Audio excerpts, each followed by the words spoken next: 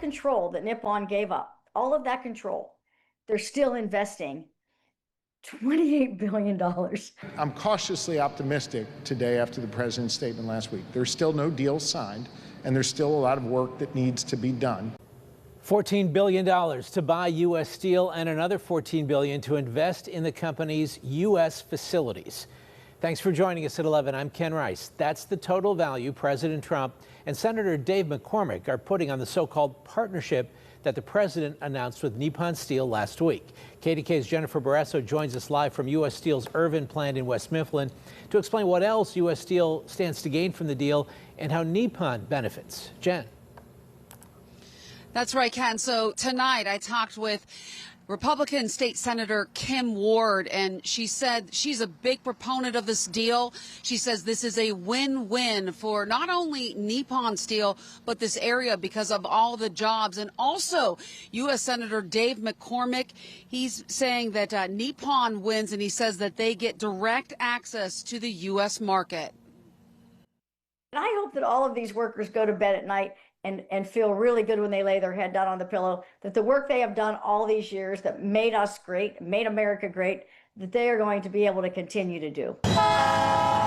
Pennsylvania Senate President Pro Tem Kim Ward calls the deal between U.S. Steel and Japan's Nippon Steel a game changer for the Mon Valley. To make steel and to be the leaders, we're going to be the leaders in the field. President Trump says Nippon will invest $14 billion into U.S. Steel over the next 14 months, including $2.4 billion for Pittsburgh area steel facilities.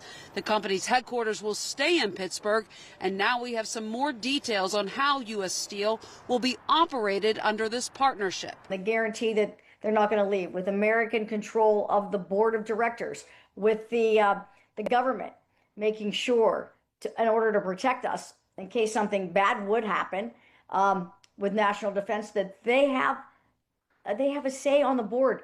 Nippon Steel would also have members on the board, although the company hasn't said whether it's willing to commit to the board control concept described by President Trump.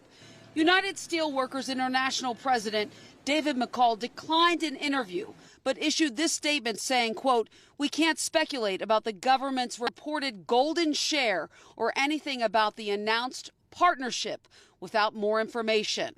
U.S. Steel is a critical producer in a critical domestic industry, and our concerns about Nippon, a foreign corporation with a long track record of violating U.S. trade laws. I can't speak for the International Union or Mr. McCall, but they weren't involved in any of this except to try to stop it. So it makes sense that they would not have the details. But if they, and I shouldn't say this, but maybe, if they call the president, he might share those details with them. KDKA also asked Governor Gov Shapiro about the steel deal and what he thought about the partnership. Doing nothing really wasn't an option, because what we've seen over the last number of years is by doing nothing, by staying static, jobs were bleeding from our region. President Trump announced last week that he would be in Pittsburgh for a rally on Friday. Sources telling me that he is going to meet with steel workers, and keep it tuned on KDKA for more details as soon as we get them. Reporting live in West Mifflin, Jennifer Barrasso, KDKA-TV News. All right.